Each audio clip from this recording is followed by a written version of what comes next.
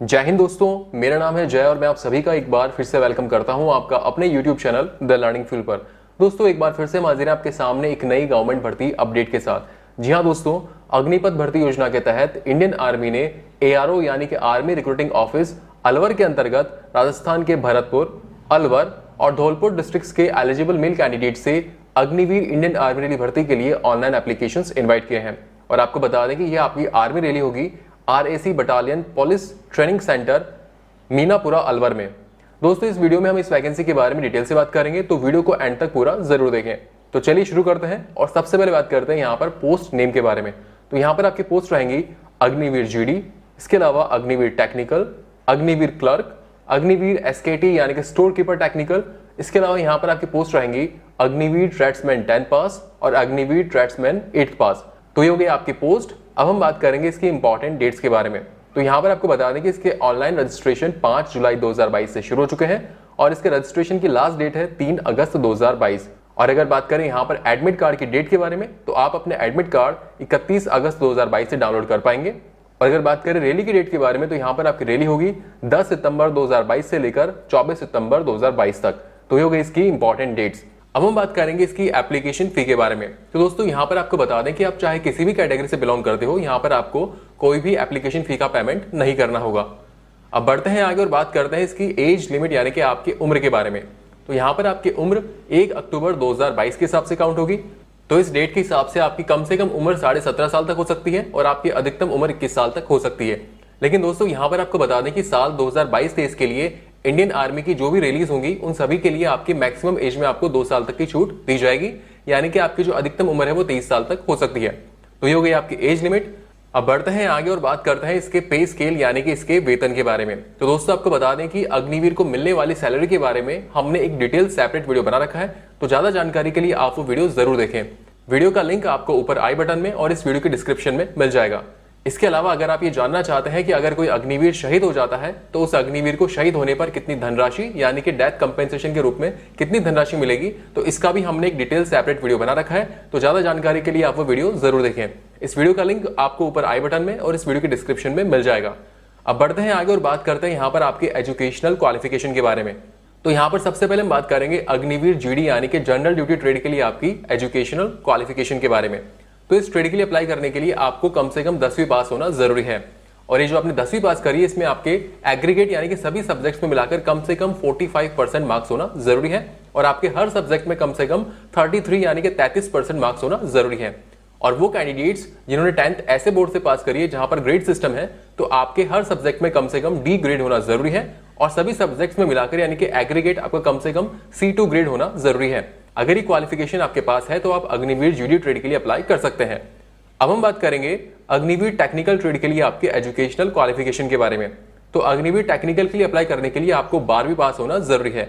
और ये जो आपने 12वीं पास करी इसमें आपके पास PCM यानी कि फिजिक्स, केमिस्ट्री और मैथ्स, इसके साथ ही साथ आपके पास इंग्लिश भी होना जरूरी है।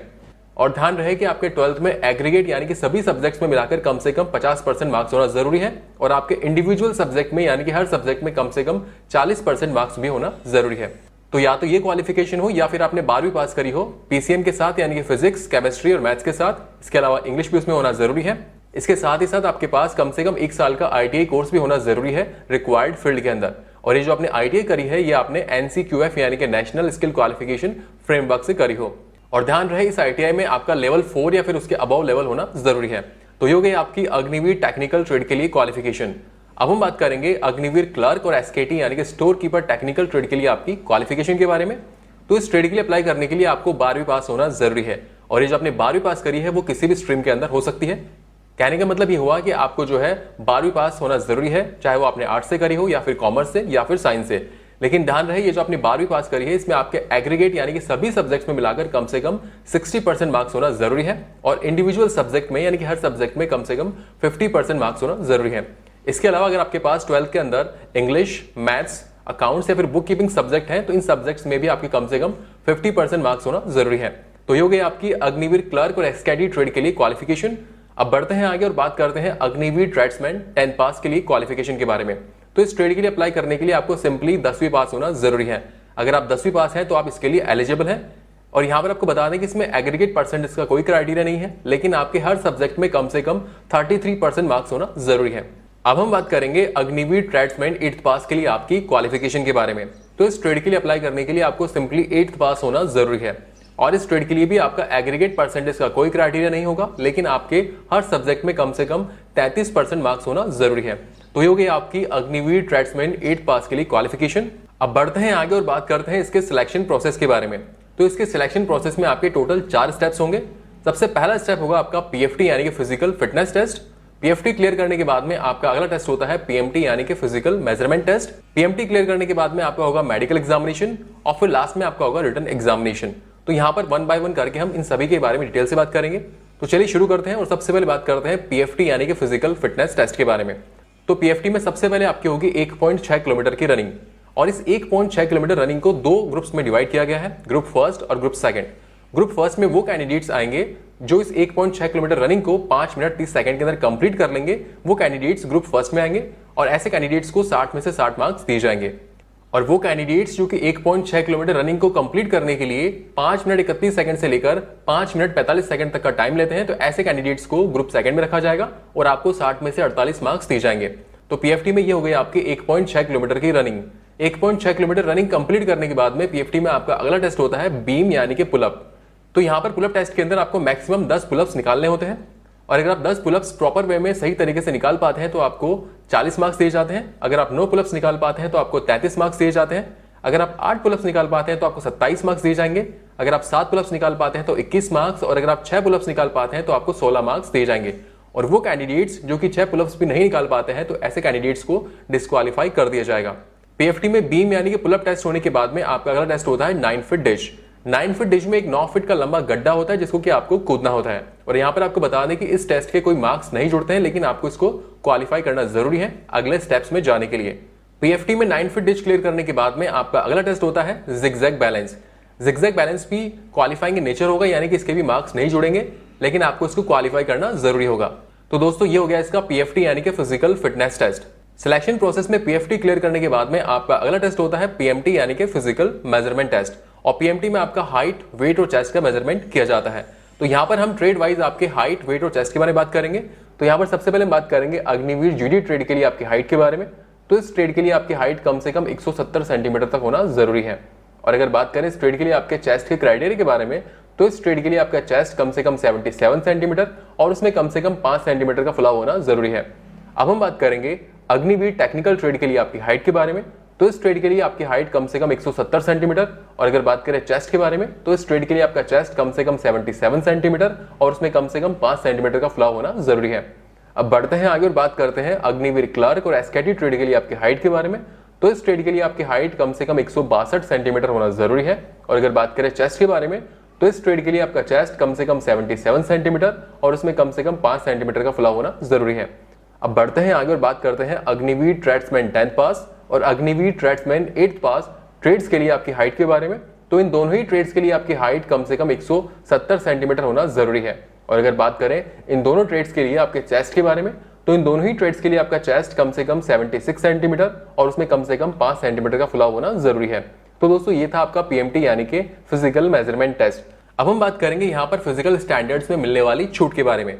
तो वो कैंडिडेट्स जो कि सन्स ऑफ सर्विसमैन यानी कि सर्विसमैन के बेटे हैं, या फिर सन्स ऑफ एक्स सर्विसमैन है, या फिर सन ऑफ वॉर विडो, या फिर किसी एक्स सर्विसमैन की विडो के बेटे हैं, या फिर वो कैंडिडेट्स जो कि वॉर विडो के लीगली अडॉप्टेड सन या फिर सन इन लॉ है, तो ऐसे कैंडिडेट्स को हाइट में कम से कम 2 सेंटीमीटर तक की छूट दी जाएगी। अगर बात करें चेस्ट के बारे में, तो ऐसे कैंडिडेट्स को चेस्ट में कम से कम 1 सेंटीमीटर तक की छूट दी जाएगी। और अगर बात करें वेट के बारे में, तो ऐसे कैंडिडेट्स को वेट में कम से कम 2 किलोग्राम तक की छूट दी जाएगी। अब हम बात करेंगे उन कैंडिडेट्स के बारे में जो कि आउटस्टैंडिंग स्पोर्ट्समैन हैं, यानी कि ऐसे कैंडिडेट्स जिन्होंने अपने नेशनल को किसी भी खेल के अंदर इंटरनेशनल लेवल पर, या फिर अपने स्टेट को नेशनल लेवल पर, या फिर अपने डिस्ट्रिक्ट को स्टेट लेवल पर, या फिर अपने स्कूल, कॉलेज या फिर अपने यूनिवर्सिटी को किसी भी गेम के अंदर रिप्रेजेंट किया है, और अगर आपने कोई मेडल जीता है या फिर आपने टीम इवेंट के अंदर 6th पोजीशन हासिल करी है, तो ऐसे कैंडिडेट्स को हाइट में कम से कम 2 सेंटीमीटर तक की छूट दी जाती है। और अगर बात करें चेस्ट के बारे में, तो ऐसे कैंडिडेट्स को चेस्ट में कम से कम 3 सेंटीमीटर तक की छूट दी जाती है। और अगर बात करें वेट के बारे में, तो ऐसे कैंडिडेट्स को वेट में कम से कम 5 किलोग्राम तक की छूट दी जाती है। तो ये हो गया आपकी फिजिकल स्टैंडर्ड्स में मिलने वाली छूट। तो इसके सिलेक्शन प्रोसेस में पीएमटी क्लियर करने के बाद में आपका अगला टेस्ट होता है मेडिकल एग्जामिनेशन। दोस्तों यहाँ पर आपको बता दें कि अगर आप मेडिकल के बारे में ज्यादा जानकारी चाहते हैं तो हमने इसका एक डिटेल सेपरेट वीडियो बना रखा है, जिसका लिंक आपको इस वीडियो के डिस्क्रिप्शन में और ऊपर आई बटन में मिल जाएगा। तो ज्यादा जानकारी के लिए आप वो वीडियो जरूर देखें। सिलेक्शन प्रोसेस में मेडिकल एग्जामिनेशन क्लियर करने के बाद में आपका अगला टेस्ट होता है रिटन एग्जामिनेशन। और दोस्तों आपको बता दें कि इसका रिटन एग्जामिनेशन आपका अक्टूबर 2022 में होगा। और दोस्तों यहाँ पर आपको बता दें कि इसके रिटन एग्जामिनेशन में आपकी नेगेटिव मार्किंग भी होगी। तो दोस्तों ये हो गया इसका सिलेक्शन प्रोसेस। अब बढ़ते हैं आगे और बात करते हैं यहाँ पर आपके डॉक्यूमेंट्स के बारे में। तो दोस्तों यहाँ पर आपको बता दें कि हम जो भी डॉक्यूमेंट्स आपको बताने वाले हैं, इन सभी डॉक्यूमेंट्स के आपको ओरिजिनल कॉपी साथ में लेके जानी है। और ओरिजिनल कॉपी के साथ ही साथ आपको हर डॉक्यूमेंट की 2 अटेस्टेड फोटो कॉपी भी साथ में लेकर जानी है। तो आइए जानते हैं कि वो कौन कौन से डॉक्यूमेंट्स हैं जो कि आपको रैली के टाइम साथ में लेके जाने हैं। तो यहाँ पर आपका सबसे पहला डॉक्यूमेंट है आपका एडमिट कार्ड। इसके अलावा आपको जो है अपनी 20 पासपोर्ट साइज फोटोग्राफ भी साथ में लेकर जानी है। और दोस्तों यहाँ पर आपको बता दें कि ये जो आपकी फोटोग्राफ्स होंगी, इनका बैकग्राउंड कलर व्हाइट ही होना जरूरी है। फोटोग्राफ्स के अलावा यहाँ पर आपको अपना एजुकेशनल सर्टिफिकेट्स, आपका डोमिसाइल सर्टिफिकेट, इसके अलावा यहाँ पर आपको अपना caste certificate, religion certificate, school character certificate, इसके अलावा यहाँ पर आपको अपना character certificate, unmarried certificate, relationship certificate. दोस्तों यहाँ पर आपको बता दें कि रिलेशनशिप सर्टिफिकेट केवल उन्हीं कैंडिडेट्स को लेकर जाना है जो कि सन्स ऑफ सर्विसमैन है, या फिर सन्स ऑफ एक्स सर्विसमैन है, या फिर सन्स ऑफ वॉर विडो है। तो ऐसे कैंडिडेट्स को अपना रिलेशनशिप सर्टिफिकेट भी साथ में लेकर जाना है, ताकि आपको पीएमटी यानी कि फिजिकल मेजरमेंट में छूट मिल सके। इसके अलावा दोस्तों अगर आपके पास एनसीसी सर्टिफिकेट्स हैं तो वो भी आपको साथ में लेकर जाने हैं, ताकि आपको रिटन एग्जामिनेशन में बोनस मार्क्स मिल सके। इसके अलावा अगर आपके पास कोई स्पोर्ट्स सर्टिफिकेट है तो वो भी आप साथ में लेकर जाएं, ताकि आपको रिटन एग्जामिनेशन में बोनस मार्क्स मिल सके। और इन सब के अलावा आपको जो है affidavit, single bank account, pan card और आधार कार्ड भी आपको अपना साथ में लेकर जाना है। तो दोस्तों ये वो डॉक्यूमेंट्स थे जो कि आपको रैली के टाइम साथ में लेकर जाने होंगे। अब फाइनली हम बात करेंगे कि आप इस वैकेंसी के लिए कैसे अप्लाई कर सकते हैं। तो इस वैकेंसी के लिए अप्लाई करने के लिए इंडियन आर्मी की ऑफिशियल वेबसाइट www.joinindianarmy.nic.in पर जाकर आप इसका फॉर्म फिल कर सकते हैं। सो फ्रेंड्स, ये वीडियो था ARO यानी कि आर्मी रिक्रूटिंग ऑफिस अलवर के अंतर्गत राजस्थान के भरतपुर, अलवर और धौलपुर डिस्ट्रिक्ट्स के एलिजिबल मेल कैंडिडेट से अग्निवीर इंडियन आर्मी रैली भर्ती के लिए ऑनलाइन एप्लीकेशंस इनवाइट किए हैं, उसके बारे में। दोस्तों उम्मीद करते हैं कि यहाँ पर हमने आपको जो इन्फॉर्मेशन दी वो आपको अच्छी लगी होगी। अगर वीडियो अच्छा लगा हो तो इस वीडियो को लाइक और अपने दोस्तों के साथ शेयर जरूर करें। और फ्यूचर में इस चैनल पर इसी तरह के यूजफुल वीडियोस देखने के लिए इस चैनल को सब्सक्राइब करके बेल आइकन जरूर दबाएं, जिससे आपको ऐसे ही यूजफुल वीडियोस की अपडेट्स मिलते रहें। So thank you for watching our video. जय हिंद।